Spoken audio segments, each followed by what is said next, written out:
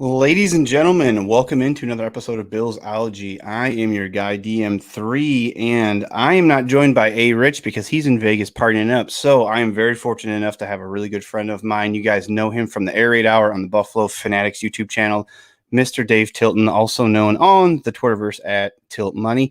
Dave, what's going on, man? How are you? Man, I'm doing good. You know, it's funny.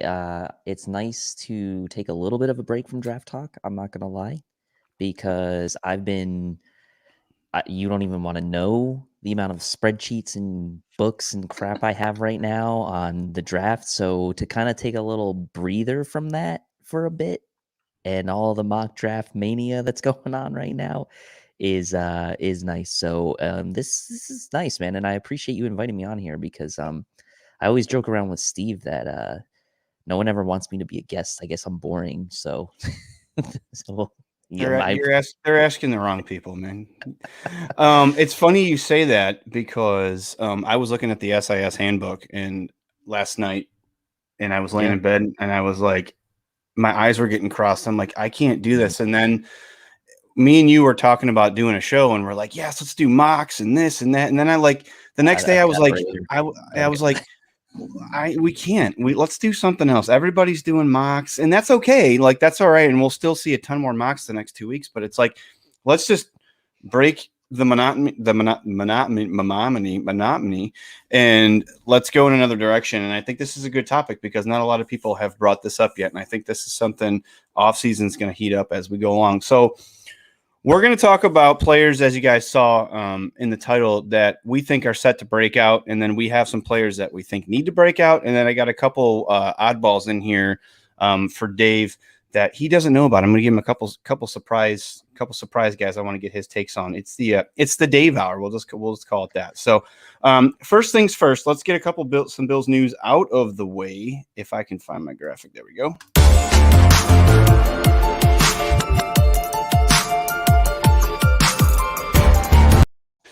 All right, so this week in Buffalo, not a ton is going on. I do not want to talk about the stuff going on with the stadium because I think that has been already addressed, and I don't want to start a huge debate in the group chat about all that stuff. So if you're okay with that, I'm going to pass over that subject completely because I don't think anything's been settled. We had this, and then now this is happening. So we did have Trey Adams retire. I'm going to get your initial thoughts on that because this is a young guy who was highly touted the year before he actually came out in the draft, and he was going to be a high draft pick, and then some injuries happened. The Bills picked him up as an undrafted free agent, and then wasn't able to see much playing time last year.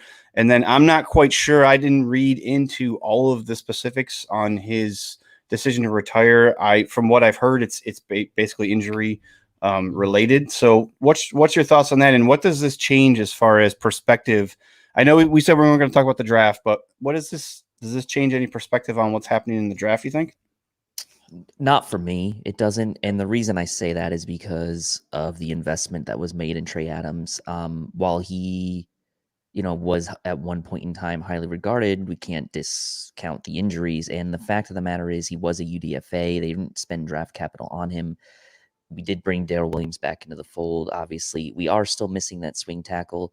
But in my mind and in my belief, we were not, or at least I was not expecting all of a sudden Trey Adams to come in and be the swing tackle that makes the roster this year. Like that was not my belief. I thought he was likely to be on the practice squad again this year if he was still going to be on the team. So I was probably one in the camp that didn't really have much in the way of expectations for Trey Adams this year. So from the football standpoint, that's kind of where I came out on it with him. Doesn't affect at all what I think the Bills should have done or will do in the draft. I don't think they should have passed on, like, I don't think they should pass on a tackle or would have passed on a tackle or something like that just because he was kind of sitting there at the bottom of the roster. That's on the football side. On the personal side, I mentioned this to Steve as well, is we've seen this with a few more guys now recently, right? Borland from the Niners and, Shazier, although he was injured, he's never going to play football again. Other guys that have kind of hung it up early for various reasons, and whether it was for injury or for not wanting to get injured or not taking the risk of getting injured, it's becoming a bit more common, and I also think it's becoming a bit more accepted, if that makes sense, from like a football mentality standpoint. And years ago, like you would have, people would have been called soft and like all this stuff, most likely if they were to kind of retire or quit on the team. But in today's day and age, this has become a lot more acceptable, and honestly, for the right reasons, right? Because we know about what CTE has done, and although this wasn't related to that, I'm never going to question a guy's reason for why he wants to retire if it's something to do with his body or his future. So I have nothing but like best wishes for Trey Adams in his retirement, and like it would have been great if he would have amounted to something for this team, but again, we didn't put a huge investment in him. So at the end of the day, I wish him well, and really no harm, no foul with him. Yeah, it is a tough situation because of where he was, his draft stock when he was playing at a high level, and then injuries happened. It obviously led him to not even being drafted, and the Bills scooped him up. And a lot of people, I think, had really positive, ideas for what he could be. He just never was able to stay healthy. And like you said, I think we'll see more and more of this too, especially with the weird COVID stuff that's going on. Like people are starting to take their health as like a top priority. We've seen all the stuff with CTE come out recently when players after they retire, all kinds of stuff happens. So I mean, you got to give the guy props for that. Like he wants to probably live a long, healthy life, and you can't knock him. You can't knock him for that at all. So all right, let's move on. I'm going to hit the comment section real quick because I think YouTube's being really weird. It just went from 5 to 23 to 13 to 5 to 23. It's being kind of goofy. So I'm going to take some comments here. Daniel Galleries, who I know is a fan of the Air Raid Hour and you guys, rather surprising Trey Adams retired so young. His retirement hurts the O-line depth, but he was not going to be a starter this year, so good luck to him. Yeah. I mean, there you go, right there. All right, so next topic I wanted to talk about, and you guys already discussed it on your show, and Steve kind of almost had a coronary, I think. Like there was some crazy stuff going on, and that is, should the Bills pick up Tremaine Edmonds' fifth-year option?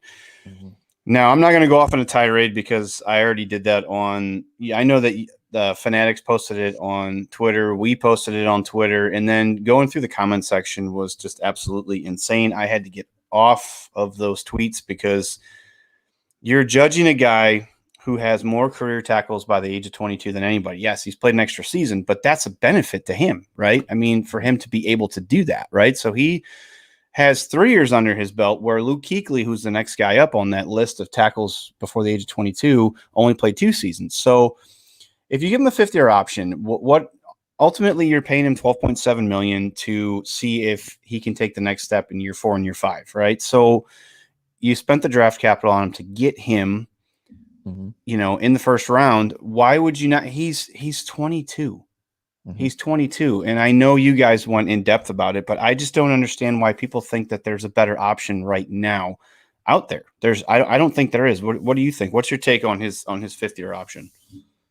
Yeah, I mean, 22, turning 23 in May, so he'll be 23 when the season starts, and it's crazy to think that he'll be 23 when the season starts, and only going in and already going into his fourth year. It's a no-brainer to me, right? He's had 2 Pro Bowls under his belt.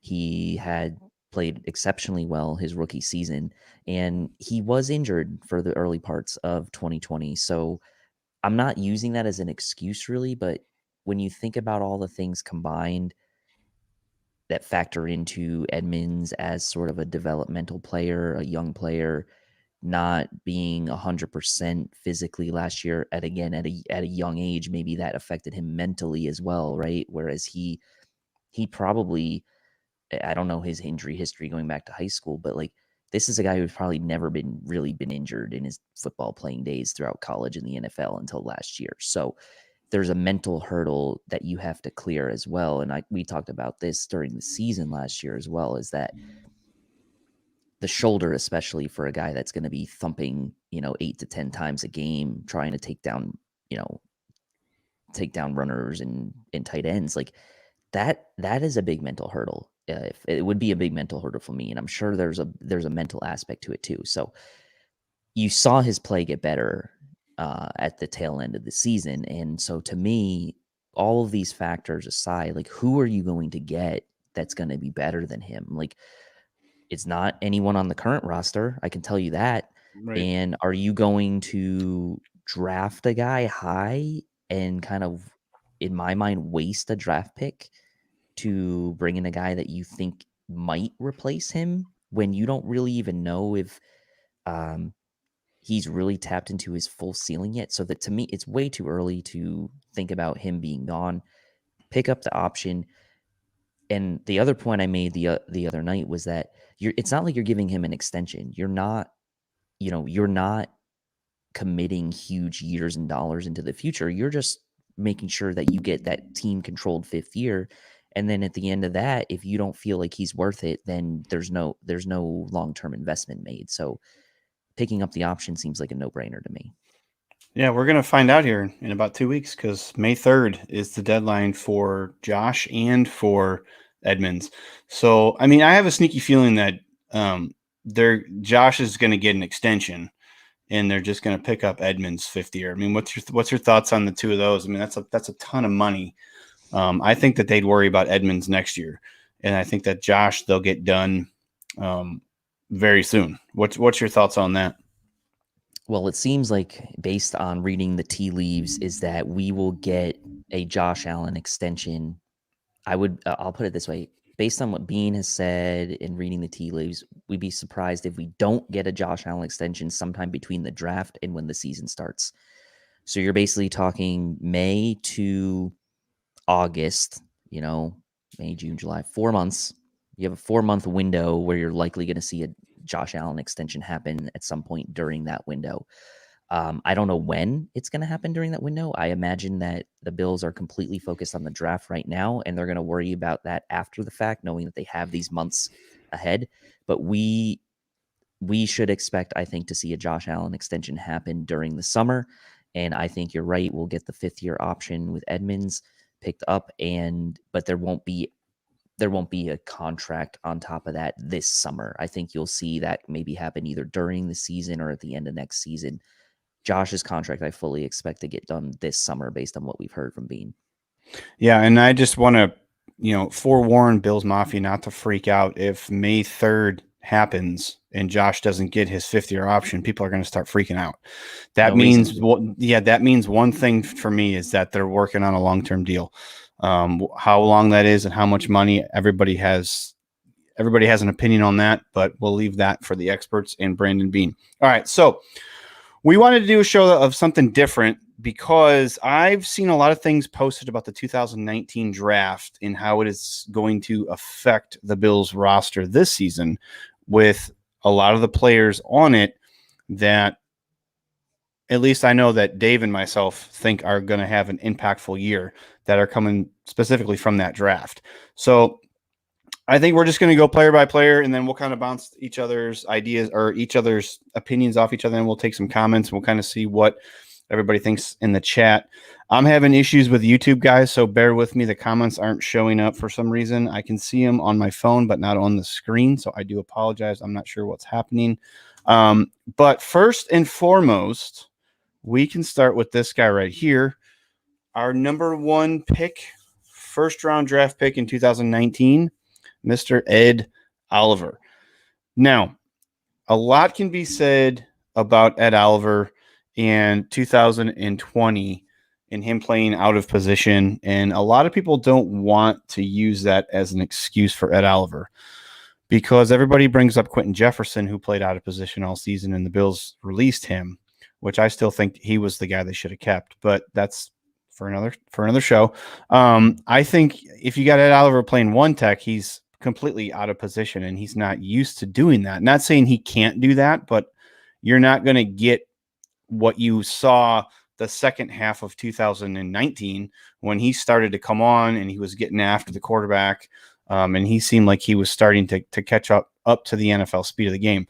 So for me, I think that putting him back in his natural position, having Star back, and letting him play that three tech, I think that we're going to see a lot more out of Ed Oliver. I think we're going to start to see some of the stuff that we thought we were going to get when we drafted him as early as we did in 2019. And I think what McDermott fell in love with at his pro day, at the combine 2019 and all that good stuff. So what's your thoughts on Ed Oliver and where do you think he takes the 2021 season? Is he taking the next step? Yeah, I do think so. I mean, size wise, he's not even close to being what you would want in a one tech, and it's not his natural position anyway.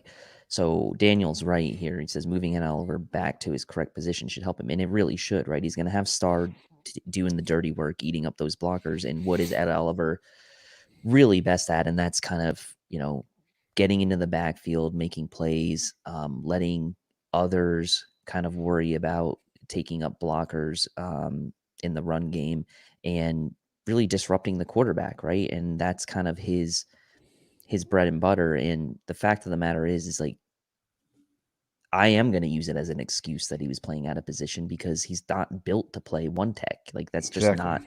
that's not what he's there for. And the same for Jefferson for that Right. matter. I mean, it's the same thing. And so not having Star there really hurt the Bills. And I really think they thought that they were going to get more potentially at the one tech from guys like a Vernon Butler that they maybe thought could play the one tech, or a guy like Harrison Phillips coming back from an injury who they thought maybe could play the one tech. And they just, it never really gelled right last year in 2020. So getting Star back is big. Oliver's going to be back in his right position. And honestly, I think playing out of position for a year may even help him from the football IQ standpoint, in the sense of knowing like, hey, I know two positions now. I know what the guy next to me is responsible for. Maybe some of that mental game from him is going to accelerate as well, knowing that like, hey, I played that position last year. The guy next to me, I know what he's supposed to do, and that's going to help me be more instinctual when it comes to me getting off the ball and kind of doing what I need to do. So I think that overall, he is going to break out. The one thing I will caution is that people are going to look for box score statistics when they want to kind of say, like, did he break out or did he not break out? And to an extent, I think that's fair because we do need to get more pressure and get to the quarterback this year. And I think he's going to be one of the key components of that. We talk a lot about how the Bills need an edge, or we need to get more pressure, and not necessarily pressure, but sacking the quarterback. And we talk about Jerry Hughes and Mario Addison a lot, but we need to talk about Ed Oliver in that context as well, from the interior, and see if he can kind of get back in the mix there and kind of get to the quarterback. What do you have? Like, I think he had 5 sacks as a rookie. Yeah, 5.5. Yep. 5. So if he can get back to that and a little more, and make these sacks impactful plays in the game, like timely, we're going to be very happy kind of with what we see from him in 2021, I think. Yeah, I agree. And just a side note, like if we're going to judge, so everybody hated Star Lotulelei in 2019, right? Everybody was hating on Star Lotulelei because he wasn't showing up on the stat sheet and he had this gaudy contract. And then everybody said, well, we missed Star Lotulelei in 2020. So are we judging Ed Oliver and his performance of 2020 as a one tech or a three tech? Because if we're judging him as a one tech, we should probably watch if he was doing what Star does when he was playing at the position. Was he doing what he was asked to do as a one technique? Was he clogging holes? Was he, you know what I mean? You know what I'm saying? Like, we shouldn't just say that he had a down season because he played out of position. Well, maybe we should look and see. And to your point, he now knows how to play that position. Not saying he can do it great, but he can line up there if he needs to, and he's also there next to the guy that's his natural position. So that was a great point by you. And I'll let you take this one from Lone Wolf. What does a breakout look like for Ed Oliver? What do you think? Honestly, I think I don't know that statistically I want to put a label on what a breakout for Ed Oliver looks like, but I would say that it's something in the neighborhood of between 5 and 10 sacks, somewhere in that realm. And not just that from a statistical standpoint, but I want him to have a few game-changing plays this year. Like, so if that's like a late in the game, the Bills are up, they're trying to hold on to a lead, and he makes like a strip sack fumble and the Bills recover, like something like that, right? Where it like directly impacts the outcome of the game. What I refer to as hollow statistics are stuff that like bothers me when guys get like, 7, 8 sacks, but you look at what they did throughout the course of the season and they weren't like hugely impactful to the game, right, in the sense that it helped the team win, or maybe like the team was already up by like 3 touchdowns and they got like a sack when the team was like thrown from behind all the fourth quarter. Like those hollow statistics, we need to be careful about those. So I want him to have impactful, disruptive box score statistics, if that makes sense. I want his sacks to mean something. I want his forced fumbles to mean something. I want him to make plays in the backfield. I want him to create pressures that make quarterbacks throw bad throws and create interceptions for the defense. So a breakout to him it's a little bit of a combination between qualitative and quantitative. I'd like to see the box score statistics, obviously, because that's going to drive the qualitative, but he needs to have the statistics in a non-hollow manner, I guess is the way I'm going to put it. So if he has 5 sacks like he had his rookie year, but they're all huge, important sacks, maybe that clinch games, then I would consider that kind of a breakout to me. I mean, that's just me. Yeah, I think too that if I don't even care about the sacks, I care about is he going to help this team play run defense? Is he going to improve our run defense and be? I mean, it seems like since McDermott's been here, and I don't want to go off too far on a tangent on this because we got a lot of guys to cover, but I just think that McDermott's had issues with the run defense, and I'm not sure if it's, you know what I'm saying? Like, could it be because of the rotation? And now you would think that it wouldn't be because the guys are fresh, but maybe guys aren't having routines trying to, to beat their man and to learn what the offense is doing. I don't know. It's just my opinion. If I don't care if he has 1 sack, if he is helping us stuff the run and it's showing that we can stop teams from running the ball, hey, I'm good with that. And like you said, if he has 1 sack, maybe it's week 16 when we're playing for the number 1 overall seed and he gets the sack in the fourth quarter and we recover the fumble and go on. Josh leads us to a game-winning touchdown drive. I mean, that's exactly on point, 100%. So I've been getting some messages here saying that we are having some technical issues with YouTube. So we're going to keep rolling along. YouTube can figure it out. We'll just keep trucking along. All right, next guy, Zach Moss. So it seems like everyone has an opinion on RB1, RB2. Either you're Devin Singletary or you're Zach Moss guy. That still, to me, doesn't mean that Zach Moss can't have a breakout season. To me, I know a lot of people that are saying that Singletary should be RB1 because the way that we changed the blocking schemes last year, and he wasn't asked to do a lot of the same things that he did in 2019 when he averaged 5.1 yards a carry. I was impressed with Zach Moss. He was battling turf toe in the beginning of the season. The Patriots game kind of pushed me to, okay, he's got what looks to be almost a RB1, can do it all back that we need. And then the Steelers game, when we were able to close out that game with him just running the ball. What's your thoughts on Zach Moss and him being a breakout candidate? I think he has a great opportunity in front of him, right? I think the Bills, by bringing in Matt Breida, have likely signaled that they're not going to take a running back early in the draft, or at least I'd be surprised if they did, unless something crazy happened and like a Najee Harris fell to them at 30. But besides the point, the Bills were perfectly content rolling with Devin Singletary, Zach Moss duo last year with TJ Yeldon being inactive most games. So the fact of the matter is they now have 3 guys that are going to be in the mix, and it's going to be fascinating to watch in camp how this all shakes out. But what I will say for Zach Moss, that is something that is working in his favor, is number one, he is a year younger from a contract perspective than Devin Singletary is.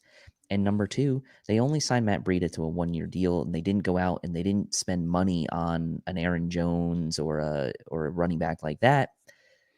So to me, that means, what does he have? He has opportunity now in front of him to kind of take charge of that backfield if he is so inclined. And that honestly goes for him, and it goes for any of the other guys in this backfield. But you're right. The way that Zach Moss finished that Steelers game, I think, is how the Bills would envision a perfectly executed game plan kind of going for them in a winning situation. They get up, they get a lead. They don't worry about running the ball necessarily early in games or often early in games, but at the end of the game, they've got their closer. They've got the guy that can pound the rock for first downs. And if that's the philosophy they want to take, and they don't want to change up that sort of offensive philosophy, offensive style too much from last year, then that seems to be prime for Zach Moss to kind of take charge. I mean, what was it? I can't remember what game it was, but it might have been, maybe it might have been the Chiefs game. I can't remember exactly what game it was. The game where we ran the ball like twice in the first half of a game last year. And Seahawks it's game? like, Was it the Seahawks game? it might have been that, right? So it's like, now you have 3 guys in the mix. Running backs are important. I don't want to discount that a great running back can really help your team. However, they have become less important to the Bills in the style of offense they run right now. Now, that could be a factor of the fact that they didn't have the personnel that they wanted to be able to use running backs more. And that's kind of the debate we always have. Was it personnel that dictated the way that they approached the offense, or was that their philosophy? And that's why they didn't really put so much emphasis on the running game. It's like a chicken and egg question. But Zach Moss really does have an opportunity here to take charge. And yes, he had the fumble in the Niners game and he got benched. But I mean, Devin Singletary dropped that ball in the AFC Championship game. Matt Breida is still he's not an unknown, but he's a guy that has never really seized control of a starting job, been like a bell cow type guy. So for me, Zach Moss has every chance to kind of take charge in this backfield. And if you listen to what he said, if you listen to what he said when he talked with Rico on Fanatics, he was like, yeah, it was like, our scheme was jacked up. Our blocking assignments weren't always what they needed to be. We had issues as running backs, like they all took blame. And so that sounds to me like a guy who, as a team and as a guy that's in that room, they're going to try to do some self-correcting this offseason. And I think with that self-correcting, we could see him, really take charge of that backfield. Yeah, and great points. Ishmael Monero coming in with the super chat. I appreciate it, man. I feel that the Bills left no glaring needs. BPA all day. If it's a running back, then cool. To your point too, like we were talking about the Zach Moss fumble, like Matt Breida, I believe lost carries with the Dolphins last year because he had fumble issues in the beginning of the season. So I think Zach Moss might be the most sure-handed back that we have. I like both Motor and Moss. I like both guys, and I feel like to your point, the offensive line had no continuity all season. Like we had Cody Ford, he got injured. We put Ike Bacher in there. Then we had Feliciano. Then there's times when you saw Winters in there. It's like, what are we doing on the offensive line? No, there's no reason nobody's. I mean, you can't establish a ground game when you have these makeshift parts all over besides your tackles in your center. Like it's just crazy. Hopefully, like you said, Brian Dable will design up some plays because it seemingly worked to a point in 2019. I just don't think we had the best backs. We had Singletary as a rookie. We had Frank Gore. So we'll see. But yeah, and I definitely too, talking about Matt Breida for a second, I definitely hope that he doesn't get the TJ Yeldon treatment where he's inactive every week because I think he deserves to play. And I think that gives them three different style, running backs. You can either start the game with Moss or with Motor or Breida. You can have Moss finish out games. Breida's great in the pass game. I mean, it'll be interesting to see how they go. I definitely don't think that they're taking a running back in the draft unless something it's late day 3, somebody's hanging out there that shouldn't be there and they just take a flyer on a guy. Because to be honest with you, I think after like the first 3 or 4 picks, the later rounds are going to be fighting just to make practice squad spots. That's how deep this roster is. So, all right, we're going to move on to our next guy. And that's the guy who was drafted just ahead, 1 round ahead of Zach Moss last year, and that's AJ Epinessa. So I really liked AJ Epinessa coming out of Iowa last year. Like I was high on him, and I was surprised that he wasn't taken way before 54. I think he should have been gone. But then once we hit training camp, I was concerned that he was too light. I know the Bills had asked him to do some adjustments with his weight so he can be a little bit quicker. But I feel like he lost a little bit of power doing that. I'm not sure if you feel the same way, but I also think too that McDermott's weird with his defensive rookies. They have to earn the snaps, obviously, except Ed Oliver. He played more and more as the season progressed. McDermott's just kind of weird with his rookies on defense. Like he makes them, and I don't know what they do during practice, but he kind of makes them earn everything. And I thought towards the end of the season that Epinessa showed some flashes. That was a very positive. He almost had, a sack in the AFC Championship game. He barely missed Patrick Mahomes. So what's your thoughts on AJ Epinessa? Because he was one that you listed that you wanted to talk about. What's your thoughts on him? It's funny because Steve and I did like a mock off season, an entire mock off season last year before the draft. And in my mock off season, after I did all the free agents and we did the draft, I actually had the Bills drafting AJ Epinessa in the first round. This was before they even traded for Stephon Diggs. So what was it, pick 22 or 23, something like that they had? I was like, they're gonna take AJ Epinessa there. And it's funny because my tune kind of changed over the course of leading up to that draft. And when we got to pick 54 right there, I'm going to be honest with you. I wanted the Bills to pick J.K. Dobbins. I really did. And he went 1 pick later to the Ravens. But I was happy with the AJ Epinessa pick because I felt like it was a really safe kind of high floor type of pick for where you got him. And I do think that you're right. He did show flashes towards the end of the season. And now, again, Quentin Jefferson, not on the roster. Mario Addison, down year.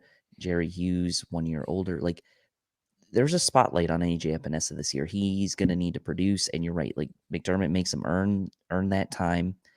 And similar to Dane Jackson, who I know wasn't necessarily on my breakout list, but like these 2 guys are going to have opportunities now to make some moves and make some hay on this defense this year.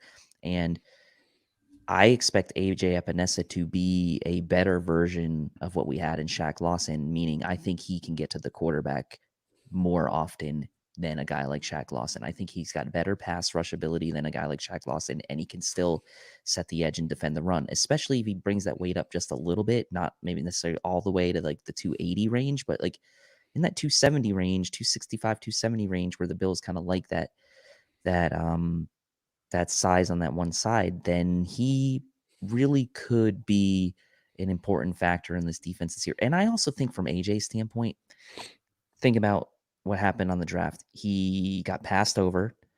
Probably thought he was going to be a first round pick. Didn't go until the second round.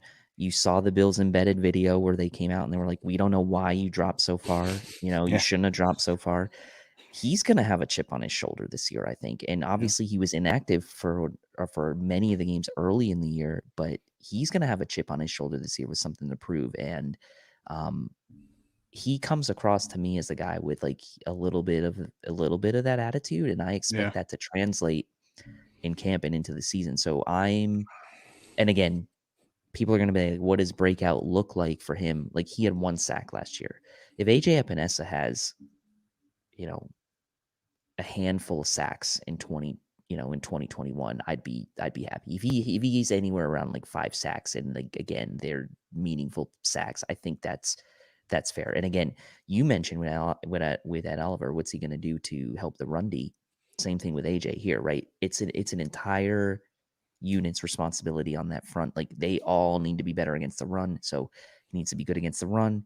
He needs to get more pressure on that quarterback. And honestly, he's probably sick of hearing the Bills, like all this talk about the Bills taking an edge early in the draft. He's like, wait a minute, they just took me last year. But it'd be very interesting if they go 3 years in a row with their first pick. And I know not all first rounders, but their first pick defensive line. It would be very interesting. Yeah. To your point, and I agree with you, I think that AJ has a little bit of a nasty streak in him. Some of the film that we saw in training camp, I mean, he was bullying a bunch of the offensive linemen, and it was just like it looked easy to him. So I hope he gets a shot, because I think that Mario Addison is on the back. He's on the back 9. And you never know when players are going to hit that peak, and then Bean gave him that contract. You never knew that he was going to plateau at the 9.5 sack guy that he was in Carolina, that all of a sudden came here.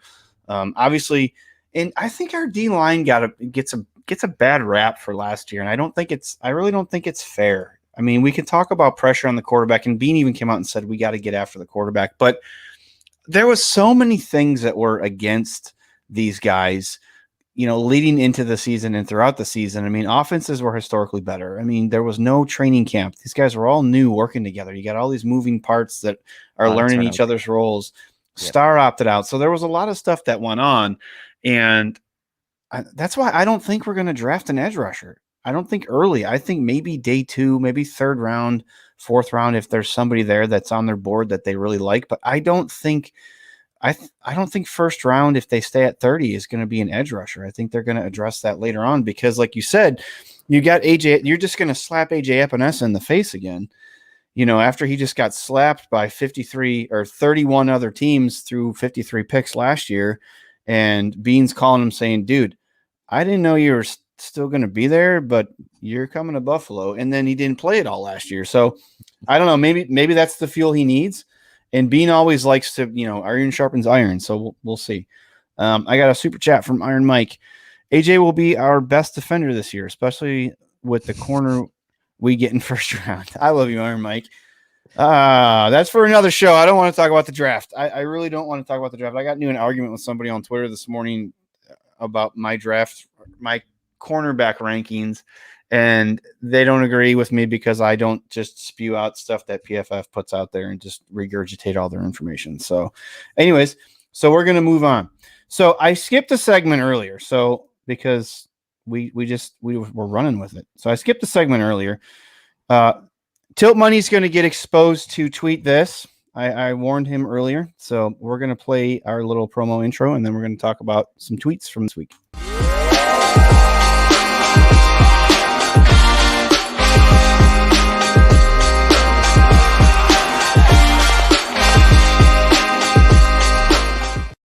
Spare no expenses on the promos. I swear. That's the best. That's the best one I've ever done. That's the best one I've ever done.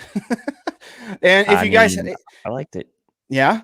I I mean, like it. Yeah. some of the other ones are pretty cheesy, and I do that on purpose because I like to add a little bit of cheese to the show. So if you guys haven't smashed the like button, please smash the like button if you're watching on Facebook. Share this if you're watching on YouTube. Please subscribe, hit the bell so you guys know when we go live. So, all right, so let's hit these tweets because a couple of these kind of got me a little irked. I'm looking I got forward a to little irked. And this is just kind of like rapid fire. So we'll just kind of touch on it for a couple minutes. I'm going to save the best one for last. And I'll go with this Can one. can you put up Lone Wolf's comment though? Because it's so perfect. Let me get to it. Let me see. Here we go. Haven't you realized yet nobody's allowed to have an opinion? That's true. I mean, it's true. I love it. I love it, Lone Wolf. It's perfect, man. All right. So yeah, if you follow like a lot of the big guys that are Bill's social media guys that are content creators, or they just are always on Twitter, like some things are very laughable. And then you get some meatheads that are just out there that just have the worst takes. And those are the ones that they're so like, they just want to come for blood. And it's just like, dude, it's just my 5 cornerback rankings. Like, if you don't agree with it, that's okay. Like, if you like Patrick Surtain more than JC Horn, I understand. It's okay. Like, I don't. So get over it. Move on. So anyways, all right. Here's the first one right here. So Schefter tweeted this out. It was the award by the MIT Sloan Sports Analytics Conference. Whoever that is, Cardinals' acquisition of DeAndre Hopkins has received the Alpha Award for the best sports transaction of the year. Tilt Money, what's your thoughts on that, brother? So Steve and I got into a little bit of a tirade on this one, and I was like, okay, well, what are your qualifiers for best transaction of the year? Because if it has anything to do with what took place on an actual football field and what that player did for that team, then there is no possible way that it could be DeAndre Hopkins. Stephon Diggs, obviously, we know he led the league in receptions. You know, him and Josh Allen together kind of put Josh Allen in the tier of MVP conversation. And as much as I hate to say it, like Tom Brady in Tampa Bay was a better, they won the Super Bowl. I mean, right. So in his first year there, yeah. the transaction, how you're defining the best transaction to me now has to be considered. And if I'm that outlet, you maybe would have wanted to qualify how you defined what made that best transaction. Yeah. So if you're saying purely like monetarily or like whatever, that side of it, the financial side, then I could kind of understand, like, you fleece Bill O'Brien, good for you. Like, congratulations. Like, if you wanted to give him that award when the trade happened, we all could have been in agreement. Like, hey, you made a great trade, and everyone was in agreement. Hey, like, the Cardinals got a great deal with fleecing the Texans and Bill O'Brien before he got canned. So good for you, Cardinals. But if you're talking about, yes, exactly, they gave up less. So, like, from the financial side, it was a lower opportunity cost. But how do you weigh that against what the player did for you on the football field and on the football side, where Stephon Diggs clearly had a more positive impact on the field than DeAndre Hopkins did in 2020? And to be honest with you, I don't think that can really be debated. I mean, DeAndre Hopkins had the Hail Mary, and that was his one shining moment of 2020. Their team didn't make the playoffs. And to be honest with you, I actually like DeAndre Hopkins, but what did I talk about earlier? Hollow box score statistics. That's essentially, like, what game-changing moments did he have last year other than the Hail Mary? Right. Like, game in and game out, was he making game-changing plays for the Cardinals for them to win games? Clearly not enough of them for them to make the playoffs. They were 8-8. Meanwhile, Stephon Diggs is catching 3 touchdowns on Monday Night Football against the Patriots. He's tearing up the Steelers in the second half of Sunday Night Football to get the Bills into the play. And he led the league in receptions. So football-wise, Stephon Diggs and Tom Brady win transaction of the year. Financial-wise, fine, give it to DeAndre Hopkins. But in my mind, you have to consider all of these factors when giving out an award like that. But if they don't, then you got to tell us up front how you're defining this award. I agree. And to your point, that game, the Cardinals game, if the Bills knock that ball down, how many people are talking about Stephon Diggs' catch with how many ever seconds? There's 51 seconds left or whatever. Exactly. Absolutely insane throw and catch. On top of the fact that's the same game Cole Beasley had that one-handed catch. That's Yep. the same game, that insane one-handed catch. So I retweeted it, and I said one guy caught a Hail Mary, one guy led the league in receptions, yards, and targets, and absolutely changed outcomes of games. So, all right, we're going to move on from that one. So, next one up is our guy, Marv Levy, 95-year-old Marv Levy. This was sent out by Andrew Siciliano of the NFL Network. He's a national treasure, and he's in the Canadian Football Hall of Fame now as well. So, here's my thing about Marv Levy, and this is why this is amazing to me. He was a head coach in the NFL. Name another something that's more stressful than that. What I mean, how stressful is that? Like, you know what I'm saying? Like, you have to go through ups and downs, and he's 95. If Marv Levy was in today's NFL, and I'm not, at the age he was when he started coaching, he might not have even made it to the point where he was able to coach those Super Bowl teams. He might have been fired like after You his think so? first or second. Maybe not, but like my point being, he probably wouldn't have been. He wouldn't have been. Yeah. But my point being is the windows that coaches are given to prove that they can win nowadays, small, I yep. think is much lower, right? Like you look at guys like Shermer and guys like Pettin, who like guys like Steve Wilkes for the Cardinals, who like 1 got year. one season. What can right? you do in 1 year on a shit franchise? So Marv is a treasure, and my goodness, man, to get that team motivated 4 years in a row, 3 years in a row, technically, after losing that first Super Bowl, and to get them all the way back 3 more times in a row after that first one.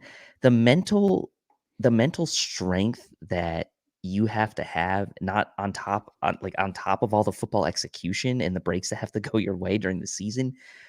Man, I cannot even imagine the stress, right? Like you said. And I don't know that we're ever going to see.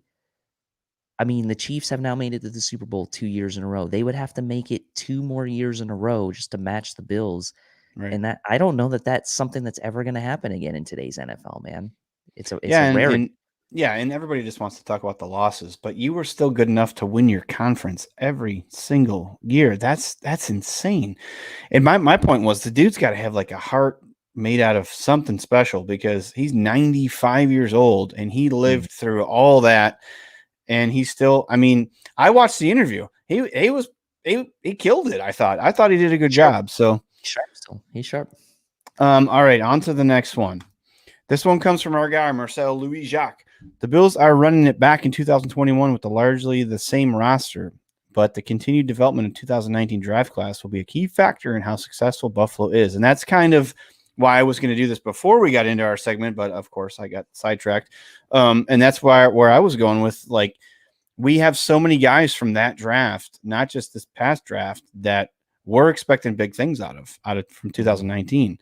So what do you take from that? I mean, what do you think? Because we know what we got from the 2017 draft. We got 3 guys that we just re-signed within the last year, in Milano, Dawkins, and Trey. 2018, we all know we got Josh. We got Tremaine Edmonds out of that draft. And we also got Teron Johnson out of that draft, if I'm correct, 2018. So the 2019 class, I don't have the whole class in front of me. I'd have to look up specifically the later rounds. But what's your take? He's pretty spot on. I mean, we're running it back with guys that we're trusting the process here. Are we not? We are. And you think about it, other than Voshon Joseph from that class, the rest of that class is people we talk about as like, okay, it's time for these guys to step up. Like, we can go down the list. You got Singletary. I mean, we'll start Oliver, obviously, but Ford, Singletary, Knox, Jaquan Johnson. Maybe now we'll have a chance to do something. He already plays special teams, but D Marlowe's not back. So is Jaquan Johnson going to maybe get a few more defensive snaps? I always kind of liked him. And Daryl Johnson and Tommy Sweeney. So there is a lot of, I don't even want to use the word potential, because like that word gets used too much, but there is a lot of what's the word I want to use? Like, there's a lot cooking in the pot right now, I guess is what I'll say for the 2019 class. And there is a good chance that every single one of these guys can make an impact in 2021, which is kind of wild to think about. Like, you look at that draft class top to bottom and you're like, wow, actually that looks like a pretty good draft class. But then you actually take a step back and realize, like, well, Cody Ford really hasn't proven that he was worth trading up those 2 spots to get him. Dawson Knox, again, is he the guy that we expect him to be? We know he was inexperienced, didn't have a ton of experience coming out of college. And is it one of those things where, like, well, do the Bills just not use tight ends because of who they have, or is it just by design of their offense? Do we really need to make a huge investment into a top tier tight end because of the way our offense is run, or would we incorporate the tight end more if we had a top tier tight end? I mean, the fact of the matter is Dawson Knox gets a lot of hate, but like, I was thinking about asking you this before even coming on, because we were going to talk about Dawson Knox as a breakout. We're gonna talk about Think about this. How many elite tight ends are there in the NFL compared to elite players at other positions? There's only 3 elite tight ends in the NFL, in my opinion. It's George Kittle, it's Darren Waller, and it's Travis Kelce. Like, and then it's everybody else. right. You look around other positions, like, you could probably name 10 elite receivers off the top of your head. And I know there's more of them. You could probably name 5 elite running backs. You could probably name 5 to 7 elite quarterback. Like, there are 3 elite tight ends in the NFL. So what is the expectation for Dawson Knox this year? Like, how are we going to get him involved? The Bills brought in Hollister, but again, that wasn't a Gerald Everett. That wasn't a Jonnu Smith. That wasn't a Hunter Henry. Right. It wasn't a Zach Ertz trade. It was Jacob Hollister. He's not really coming in to be like an alpha male tight end in that room. So is Dawson Knox still going to be the guy? And then Singletary, we've already talked about him. What's going on with Tommy Sweeney? Is he going to come back from his complications? Jaquan Johnson, I mentioned. Voshan's not on the team anymore. So it is a lot of unknown, but it is a lot of untapped potential contribution that we could be seeing from this class this year. I agree 1,000%. And we'll talk about, I'm going to keep my take for Knox here in a minute, because we're going to talk about Knox here in a minute. All right, last one. This one flew out this morning, and I almost accidentally scrolled past it, but then I saw that it had a ton of retweets by a bunch of people that I follow, so I posted it. Josh Allen had 21 dropped interceptions in 2020. Jameis Winston, 2019, is the only other quarterback who had 21 dropped interceptions in the last 2 years. Jared Goff, Carson Wentz had 20 in 2019. So initially, I was going to go at this guy's account because I was like, you have all day to just watch film of players almost intercepting passes. Good job. And then I was like, no, that's what he wants. He's probably just baiting us to go to his page and look at his film, and he's got a YouTube channel. He's got a whole bunch of stuff on there.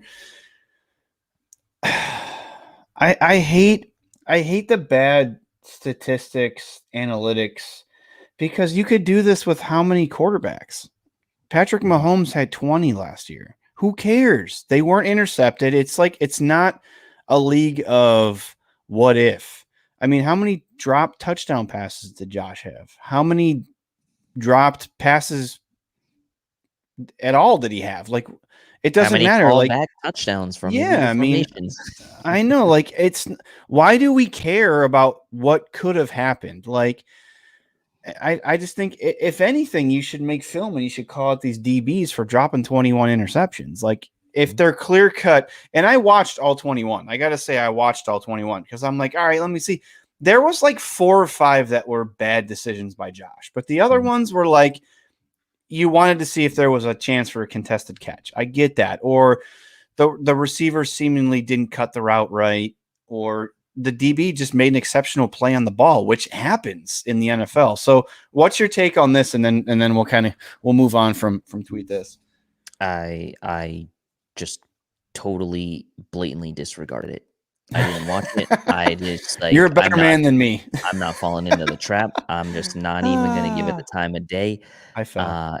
All quarterbacks go through that, like, however many you want to count, whatever. Like, it's so stupid. Like, it's just so inconsequential to me. Yeah, almost picks don't count as picks. Perfectly said.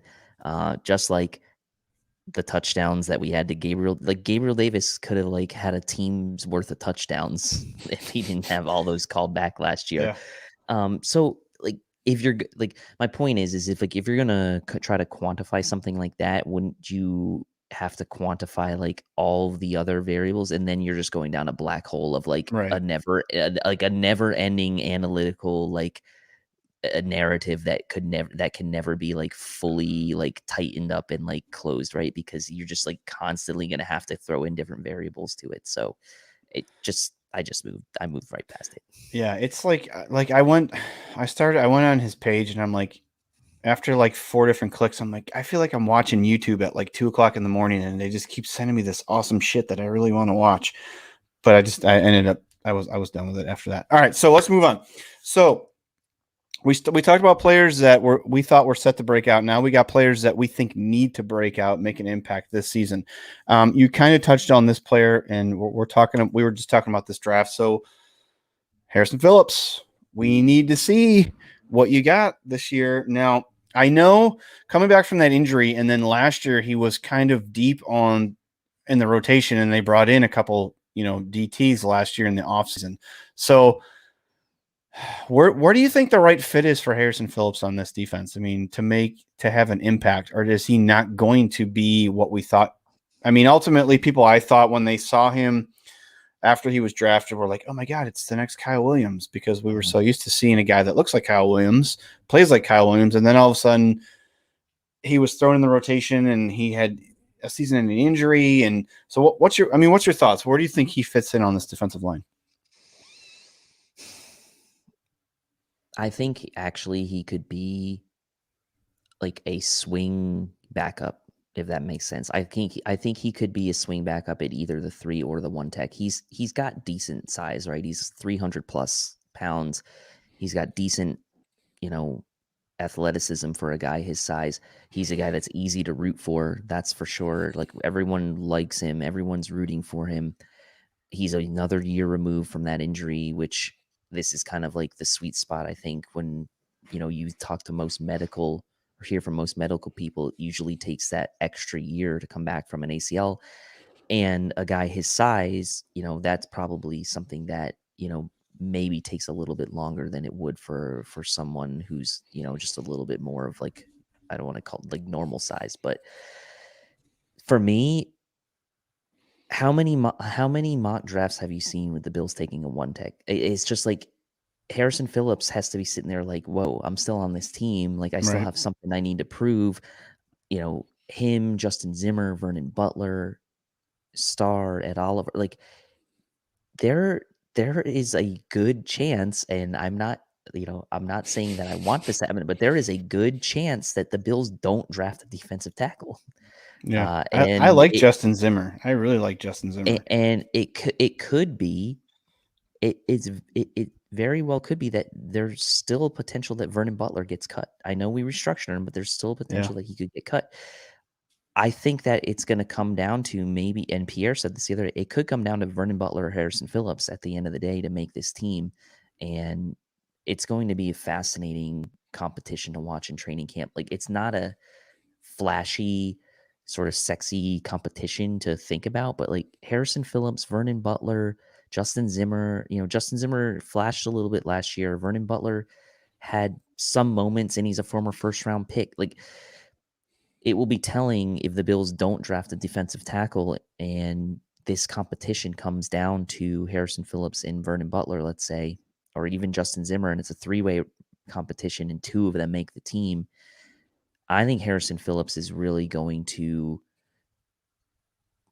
he's going to have to play like his job like he's going to have to go into camp like his job and his roster life depends on it, because it really might. As much as I hate to say that, like I want him to make the team, but his roster spot could be in jeopardy. Yeah, and the thing too is I think he's such a likable guy that people they want to root for him. But to your point, definitely though, yeah, I mean, you can keep Justin Zimmer and Harrison Phillips, and they both cost less than Vernon Butler. Mm-hmm. So, yep. I mean, if we're at the point where we're trying to figure out if we have money left over to sign guys to get up to 90 after the draft, that might be an option. And like you said, we may not take a DT, a one tech DT in the draft at all. So great point. Well, All the right, so other thing, go just ahead. really quick. I mean, the other Yeah. thing is, I think, if I'm not mistaken, I believe this is the last year on his contract, Harrison Phillips. Yep. So, Yeah, he's a free agent I next mean, year, so that's another thing the Bills might playing for a like. contract. So Yep. same with Teron Johnson. So he might be getting paid next year. Yes. Yep. You know what I'm saying? So, I mean, he did, 2 pick-sixes in one season that had big impacts on, like you said, we were talking about impactful plays. Those in AFC divisional game against the Ravens, and then he had the one against the Steelers too, that both greatly impacted those games. So, Yeah. Johnson was a punching bag for a lot of people at the beginning of the season because he was struggling at the beginning of the season, but oh he yeah. turned it on and he really did make those impactful plays. And now everyone loves him and they want him to Yeah. be here, and including me. So we'll And see. I think at one point after like week 4 or 5, he was like the lowest ranked corner in PFF. And he had given up like the most receptions or something like that. Like it's crazy how he turned it around. So all right, next guy, we kind of touched on one already. Let's talk about Dawson Knox. So my take on Dawson Knox is that I don't know how much more of a ceiling we're going to get from him, but I think that that's not a bad thing because, like, Mhm. to your point about the elite tight ends, we went out and we grabbed Hollister, right? Last year we had Knox and Croft. I think you got just about the same thing this year. If we don't add a tight end either in the draft or we are completely done with Zach Ertz and that whole drama, um, I think that two things. I think that first off, tight end's a position that takes relatively long to develop because you're asked to do a lot of things in the pro level that you're not asked to do in college as far as blocking and other things. Um, and I really don't think that Brian Dable in his offense is predicated off of giving the tight end 100 targets a year. I just don't. I think that it's okay to have both your tight ends equal 55 touchdowns. He damn sure knows how to use them in the red zone. Mm-hmm. I mean, Lee Smith's catching touchdowns. You know, he's finding ways to use them, and maybe that's the key. Maybe it's to think that those guys are just out there as run blockers and they're running 2 tight end sets to throw passes to him in the red zone. I don't know, but I'm not sure. I was highly critical of Dawson Knox last year. I think as were a lot of Bills fans because we were sick of the drops, right? Mm-hmm. And then as the season progressed, he started to get a little bit more sure-handed, and the Bills started to do things to, I think, build his confidence. They were giving him, I don't want to call gimmies, but they were making nice plays for him to be. They were putting him in positions to be successful. And down the stretch, I thought he played well. I mean, he had 2 touchdowns in the postseason. I thought he played well, and I think he'll still continue to progress. He's a quarterback, so his intelligence level is high. So we got to remember that he's a quarterback, so he's very bright. But I just don't know. Everybody wants him to be the next Gronk, or Kittle. Like I don't know if we're going to get that from him, and I think that's okay. Like I honestly think that's okay if Dawson Knox is a 45 to 50 reception, 4 touchdown guy if he's doing everything that they ask him to do. You know what I mean? What's your take? I know you kind of talked about him earlier, but what's your take? I mean, is he have the pedigree to take it to the next level? Do you think that he's going to get there? Are you still concerned? Like, what's your take? My take is I don't know that there's enough balls to go around for him to even be a 50 catch guy. I mean, we Exactly. were one of the highest frequency passing teams in the NFL last year. We ran, you know, how many times did we come out in 10 and 11 personnel? I believe in 10 personnel, we were actually the highest percentage team. In an 11 personnel, I think we had the most plays. Someone can fact check me on that, but it was something around that. The point being is that the receivers are really the bread and butter of the passing offense here. And I don't know who are you going to take targets away from, especially now that Emmanuel Sanders is in the mix. You're going to get him the ball between Diggs, Beasley, Sanders, Gabriel Davis. Like there's only so many passes to go around, and that was already with a high volume passing attack last year. It wasn't like we got all these targets to receivers last year in a really kind of balanced, or even run centric offense. No, this was like pass first, pass often, pass all the time. And Dawson Knox still only had, the 20, I think he had 24 catches last year.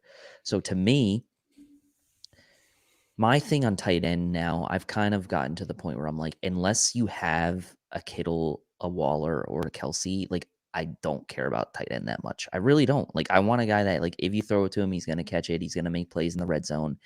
To me, if Dawson Knox is a 30 to 35 reception player, I honestly think that might be his ceiling. And it's not his ceiling in the sense that it's a knock on him. It's just a ceiling on what is possible in this offense and like the volume that he's going to get. Do I think he could be a 50 to 60 catch guy? Yeah, in a different offense I think he could, but in this offense I don't think that's mathematically possible. I think Right. 35 catches is probably the tops we're going to see out of him in this offense, which is fine. And again, if he can get 4 or 5 touchdowns in the red zone, I'm totally fine with that. I'm totally fine with that. Yeah, and see, it's funny because I'm torn because of what Bean said in the season-ending presser about we need to get better at the tight end position.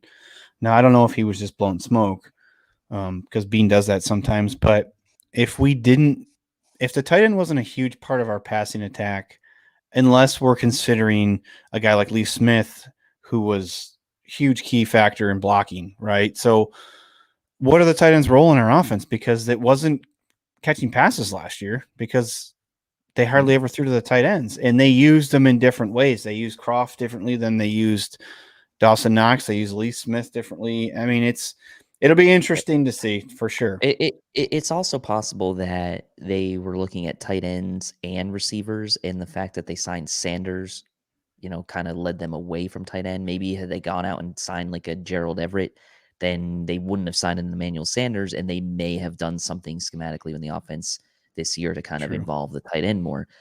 That remains to be seen, obviously. But the fact that they went out and got Sanders to replace John Brown tells me that they're going to still run a bunch of 10 personnel in 2021, and obviously a ton of 11.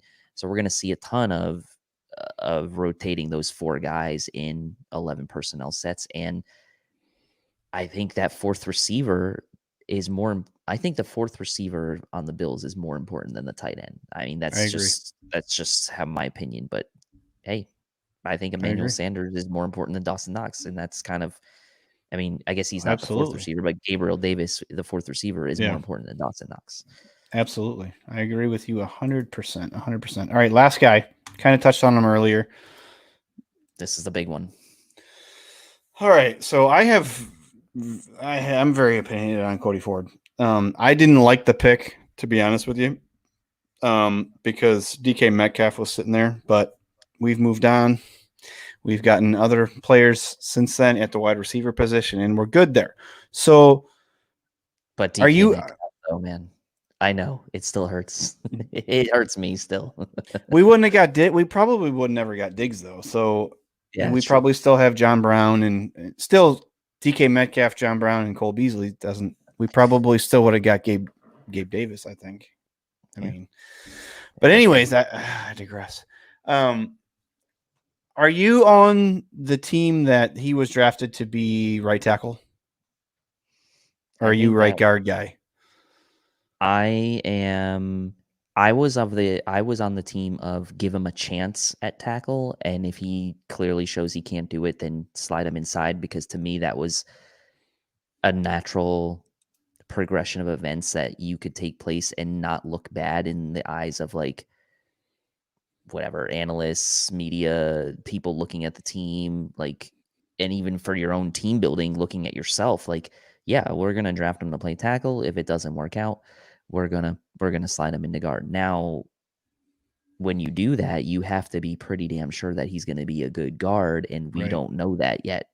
Now, I'm of the opinion when it comes to offensive line, and I've said this before on air, I don't give 2 shits if my starting offensive line individual players are versatile. I don't care if my right tackle can't play other positions if he's a really good right tackle. I don't care if my left guard can't play other positions if he's a really good left guard.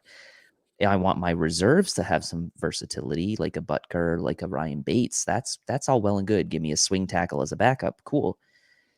But I don't like drafting a guy necessarily just because he's versatile if he's not the best player at a position. Like, give me the best right tackle, or give me the best guard that is available if he's the best guard. If he's not the best guard, just because he can play a little tackle, I don't care. Let Right. the backups be able to do that. So Cody Ford, if this is a big year for him, because now he has to prove that he can play guard. And the Bills brought in competition. Fortis Lamp came in as a signing, and I think is going to push Cody Ford for that left guard spot. Now, I'm not saying he's going to win it, but Cody Ford is going to have a chip on his shoulder in camp. And he's already, we saw the tweet where he peeped the eyes or Yeah. whatever when we Yeah. signed Fortis Lamp. We're pretty sure that it's going to be Feliciano at right guard. The money they gave him looks like it's going to be starters money, at least for this year at right guard. So this comes down to Cody Ford and Fortis Lamp at left guard. And Cody Ford, man, you got to prove something to me this year in camp. And you got to prove it on the field too when it comes to real games. Because if you don't, if you don't pan out, you're at best a swing guard for this team, and that's not what this team drafted you to do in the second round. Now, I know not all draft picks are going to hit, but they traded up for you, albeit it was Right. only 2 spots. But Still a trade. the point is he's got a lot to prove this year. Yeah, and he's coming back from injury too. Yep. So we got to remember he was put in a position at left guard. He never had a chance to get comfortable playing left guard because he got injured. And everybody talk smack about Forrest Lamp all you want. The dude played 1,100 snaps last year and only gave up 2 sacks. That's pretty good. Yep. I think that's Started pretty all good. 16. Yeah. All 16. And I know it was on the Chargers, and the Chargers were kind of a dumpster fire. The offense wasn't run that great last year, but he only gave up 2 sacks. So I'm like you, man. Like, I don't care where you were drafted. If someone else on the team is better, that's what we got to rock with. And like, to your point, I think it's one thing to have flexibility, but I think that McDermott gets stuck on this, like you said, flexibility. And I don't care if Cody Ford can't play any other position than left guard. If he's good at left guard, that's where I want him to play. And like you said, the perfect thing for the backups is to have flexibility. So if the left guard goes down, you can fill in there Ryan Bates. If the center goes down, you can fill in there Ryan Bates, or we can move Feliciano over there. Whatever it is, or you could play right guard. Whatever it is, I don't like the emphasis on everybody in the media is all about look at the flexibility on this offensive line. I don't care. And we have to stop too and understand how hard it is to get 5 really good starting offensive linemen all at the same time at all 5 positions. It's really hard. There's 1 or 2 teams every year that have really good, from left tackle to right tackle all the way through that are really, really good, playing at almost a Pro Bowl level. So we have to make sure that we also understand that before we go crazy on why did we retain Ike Bacher and things like that. I thought Ike Bacher played pretty good when he came in last year, but Bucker's the perfect reserve interior offensive lineman. The guy can play both guard positions. Like, that's the kind of guy you want as a backup, right? So I'm with you. I'm with you on that. All right, if you guys haven't already smashed the like button, I'm going to bust out this. Please smash the like button wherever you're watching, Facebook, YouTube, or Twitter. Share this and also subscribe, please, to our channel. All right, I got 2 wild cards I'm going to throw in there. I want to see if I can throw Tilt Money off here real quick. So let me see. So Devin Singletary, does he have something to prove this year? What's your thoughts? Oh, yeah. Look at it. I mean, I yeah, got you. of course he does. I mean, of course he does. I mean, the Bills, Devin Singletary he's not blind to the fact that the Bills signed Matt Breida. He's not blind to the fact that there's a lot of chatter about the Bills taking a running back with their first draft pick. And he has to be looking at that situation saying, like, wait a minute, like, okay, I didn't have the greatest AFC championship game. I kind of, didn't build upon my rookie year, whether that was my fault or not. Like, okay, that's another discussion if we want to talk about the offensive line. all the running backs were playing behind the same offensive line, so okay. And he's 1 year older contract wise than Zach Moss. And again, Right. the Bills only invested a 3rd round pick on him. It's not like they went out and drafted him in the 1st round. They certainly aren't afraid to cut ties with, if you want to call it, marquee players. I mean, they got rid of McCoy right before the season in 2019. So like, I don't think they're going to necessarily care too much if they feel like Devin Singletary isn't getting it done to move on. I'm not saying they're going to. I'm just saying he's got something to prove this year. And I think you're right. Like, he does have something to prove. But when he flashes, he flashes really, really well. I know, like, that video you guys made of Devin Singletary a couple weeks The back. first man miss. Yeah, Yeah, it's the first true. man miss video. Like, that video was True. great because that's what you see, and you're like, man, this guy has like a lot of skill. But that's why, to me, I think the most fascinating camp battle is going to be running back, assuming the yeah. Bills don't draft one. So we talk about Zach Moss being a breakout candidate. Singletary needs to be, someone could make the argument that like Zach Moss is the one that has something to prove, and Devin Singletary is the breakout candidate. You could certainly make the argument that way for it as well. I think the point is that the entire running back room has something to prove, Something to prove. especially because the Bills basically said with the moves they made, we are okay with the offensive line we had last year because we brought back John Feliciano and we brought back Darrell Williams. And other than signing Forrest Lamp, it's looking like the offensive line, outside of what they might do in the draft, is going to look pretty similar to what they Yeah. envisioned it to be last year, albeit I know there were injuries last year and these guys didn't get to play it together the whole, for really any time, all 5 of them. But the Bills are showing confidence in the guys in the building. So we'll see how much better they can really get. Breida will start by week 3 or 4. That's a hot take right there. I don't think the Bills. I don't think it matters who starts at running back for the Bills. Like, No. I think it really like comes down to what does Dable want to do on the first drive, and that's the running that back that'll be in the game. Yeah.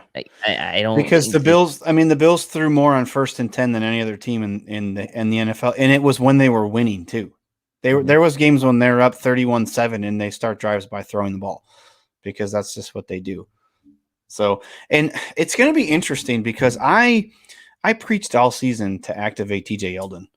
I just wanted a 3rd option. I didn't think that TJ Yeldon was going to bring this dynamic thing to the offense that the other 2 guys didn't, but I just wanted something different. He's a big body guy. He's quick. He's got great hands. And as far as catching passes out of the backfield, it's going to be interesting bringing in Matt Breida because I really like Matt Breida. And he brings that breakaway speed that neither Zach Moss or Devin Singletary have. I think Devin Singletary, he does make men miss, but I don't think he'll ever be that breakaway guy. He'll get the nice runs that are 15, 20 chunk plays that are nice, but he's not going to break one from the 20 and take it to the house. I mean, we saw it against Denver when he struggled to get in the. I shouldn't say he struggled, but he had to weave or down the end of the field to get into the end zone. But I just hope that they run with 3 running backs, and I know that takes away probably a defensive lineman or maybe somebody in the secondary to be active on game day. But I think it's something that this offense would just help take to the next level. And you have 3 different guys that they can all do 3 different things. So that's my opinion on that. All right. I got one more for you. And that is going to be Levi Wallace. I'll let you tell me about this because everybody knows, if you guys, all our regulars are watching the show, I have opinions on Levi Wallace. So I'll let you go first. Does Levi Wallace have something to prove this year? I'm going to say no, just because I think he's already proven what he is. I don't think there's any more ceiling for him to get to at this point. I think what he's going to try, he's basically in the same situation he was in last year as of now, again, without draft picks yet. He's going in. He's going to battle against Dane Jackson this year. The difference being is like when we signed Josh Norman last year, at least from what I saw online, is Josh Norman was kind of the presumptive CB2, right? And people were somewhat dismissing Levi Wallace. Whereas this year, outside again of what we do in the draft, it's going to probably be a little bit more of a level playing field when it comes to the competition. And I don't think we're going to necessarily pencil either guy in right away like we might have done with Josh Norman last year, probably incorrectly, honestly, because I did think actually Levi Wallace overall over the body of work for the season probably did play better than Josh Norman last year. He didn't start out too well, but he did play a little bit better as the season went on. And so does he have something to prove? I would say no, just because I think he is what he is. And I think really what it comes down to is, can he hold off a guy that has still some unknown ability? Like, we don't know exactly what he is in Dane Jackson. Can Levi Wallace hold him off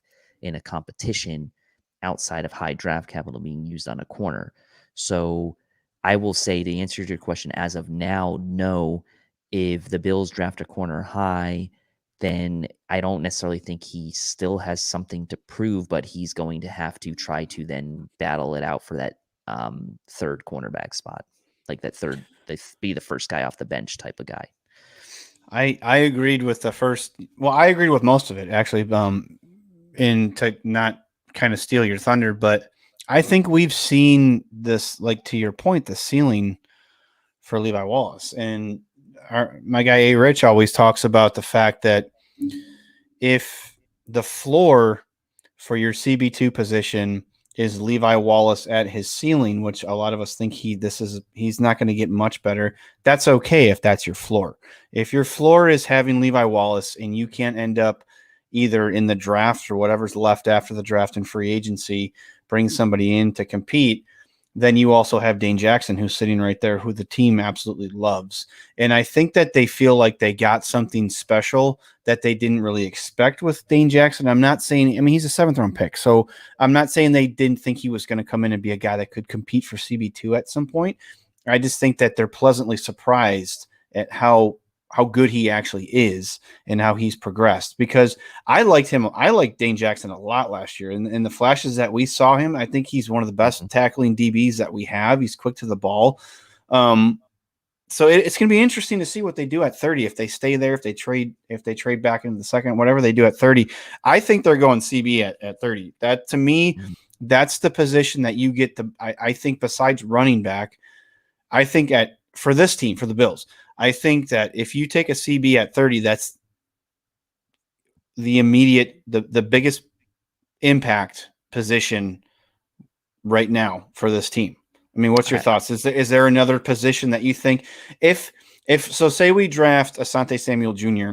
and he is as good as advertised and comes in here, he can make an immediate impact on this defense, right? To where if we draft a defensive end, we got to throw him in with the rotation, and we got to figure out if McDermott's going to give him snaps and things like that. Because, like, think back to like Tre'Davious White, he had to play. He absolutely had to play. So if this guy comes in and blows the doors off of camp, then you fall back and your backups are Levi Wallace and Dane Jackson. So that's just my opinion. I didn't want to get too into the draft because I didn't really want to talk about the draft all that much.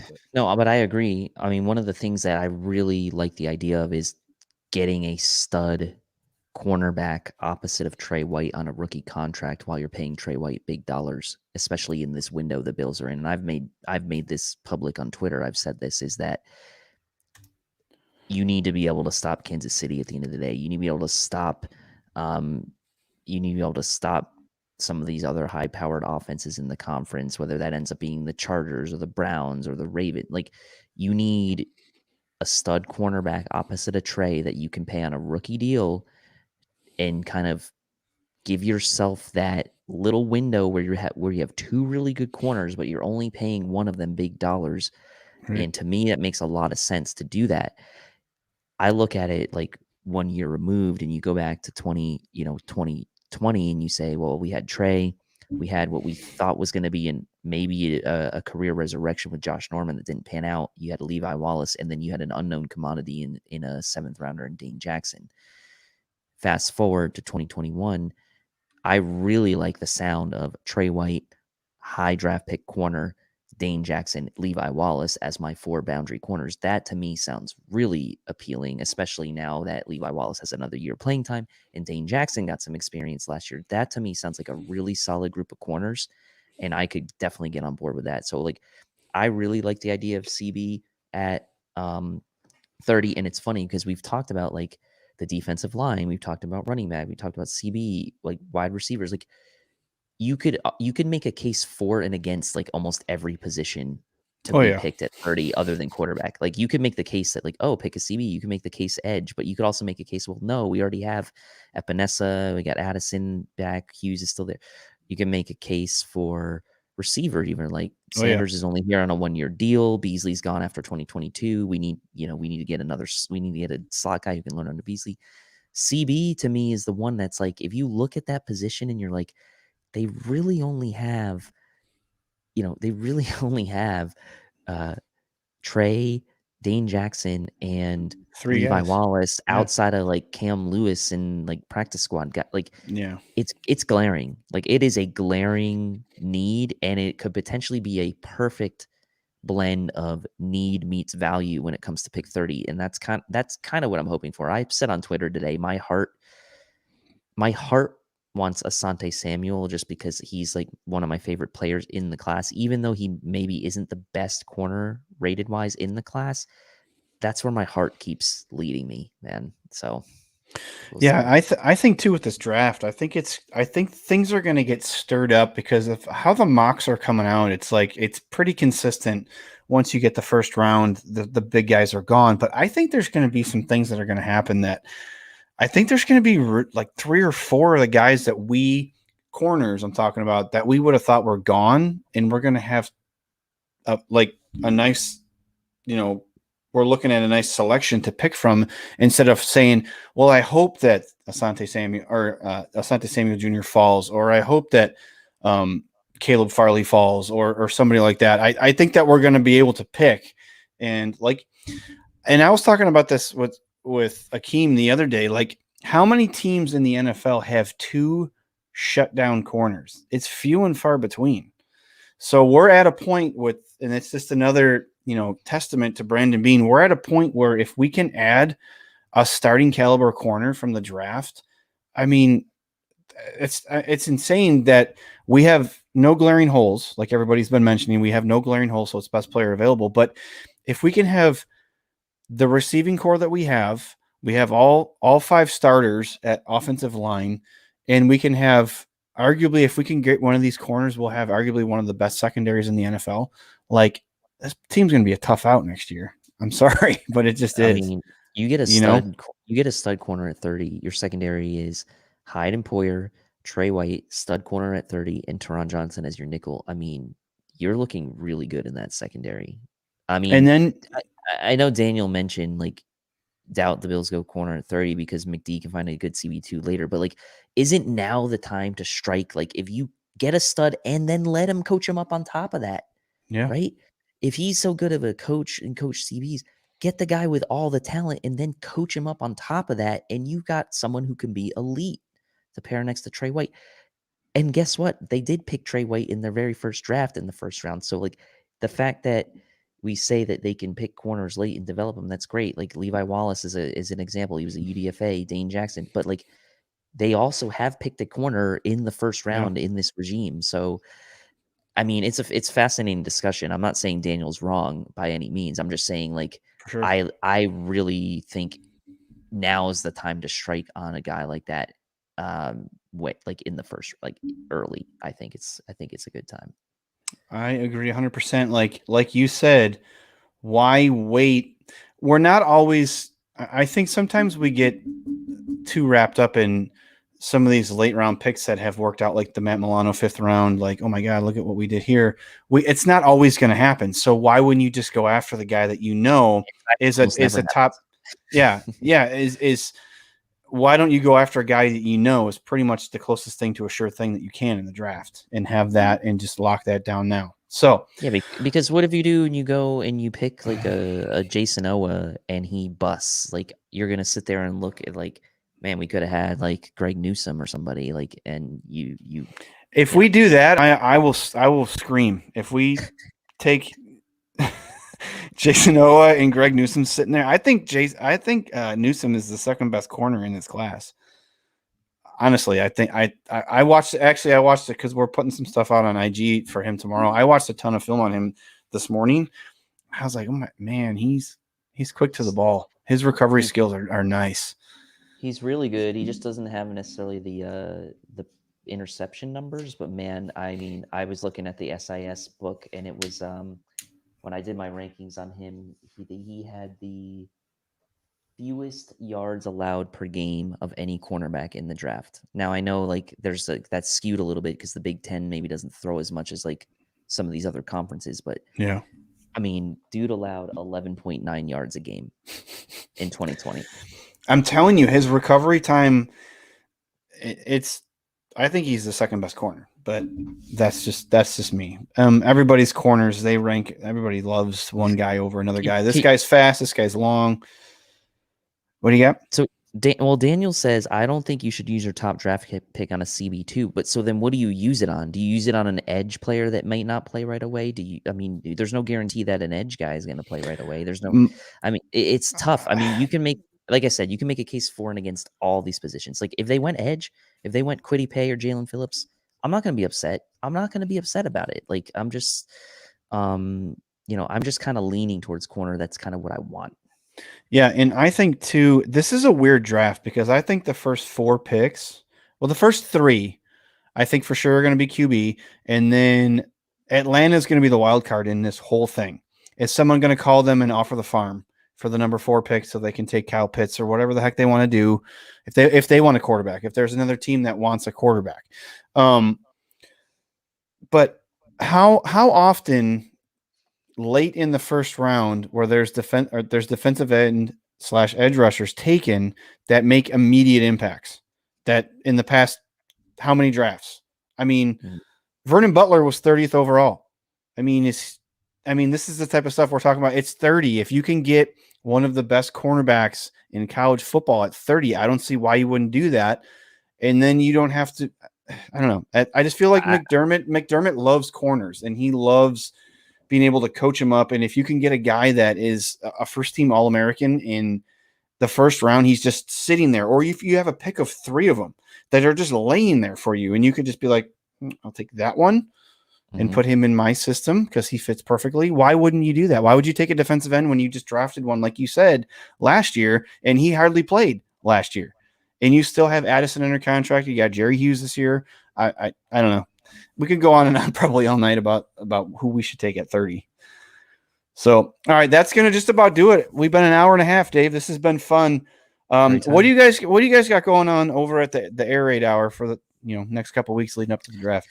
Yeah, so Monday, I'm not exactly sure what we're doing on Monday's show yet, but then the last couple shows and probably what we're going to be doing leading up to the draft, we're going to round out whatever position groups we haven't covered yet. We've already covered our last show. We did safeties, we've done interior offensive line, we've done interior defensive line, we've done corner, we've done edge. So maybe we'll dabble in the wide receiver next, actually, and then. So that's going to lead up to the draft. Obviously, the draft's sneaking up on us, man. It's only 12 days away now at this point. And then Fanatics is going to have live coverage all throughout all 3 days of the draft. So Judge, Steve, and I will be on with Rico on Thursday night. I'll be on Friday with Rico again, and then Saturday I'll also be on. So during the draft, live coverage, we'll have you covered throughout. So it's gonna be a marathon, man. I've never done something like that before. With the new baby, coffee. It's gonna be. I'm sure I'm gonna get on my wife's last nerves, but I mean, it's just fun. I've been putting so much work into kind of researching for the draft that it's gonna be fun. I'm looking forward to it. And what a nice position to be in now if you're the Bills, where you're not, it's exciting to pick the 5th pick overall or whatever, but you don't want to pick you don't want to be that team that's that bad. Like, when have we picked 30th? I mean, I mean, we haven't picked this low since 27th because we traded back to get back to 27. I mean, You know since what the I mean? Super Bowl, since like if you go based on where we finished the season, this is the lowest we've picked since the Super Bowl teams. So I It's mean, insane.